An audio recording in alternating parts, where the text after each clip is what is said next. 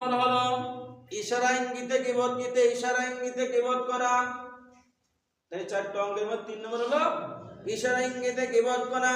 কখনো কখনো মুসলমান মানুষ চোখ, হাত ও মাথার মাধ্যমে, ইশারার মাধ্যমে মানুষকে গীবত করে। কি করে? ইশারা ইঙ্গিতে মানুষের গীবত করে। চোখ, হাত, মাথা আর মাধ্যমে, ইশারার মাধ্যমে মানুষের গীবত হয়। আয়েশা রাদিয়াল্লাহু তাআলা বর্ণিত, বিশ্বনবী একদিন ঘরের মধ্যে বসা ছিলেন এবং এমন একটা সময় এমন একটা মহিলা আসলো এবং আয়েশা রাদিয়াল্লাহু বলেন, আন্নাহা কাসিরা, অমুক ব্যক্তি তো শর্ট বেটে, আমরা যারা বলি কি শর্ট মানুষ বলি না।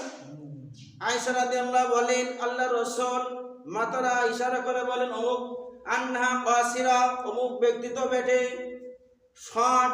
তখন বিষ্ণু বলেন, হে আয়েশা, তুমি ওকে গীবত করলে। কি বললো? আয়েশা, তুমি ওকে কি করলে?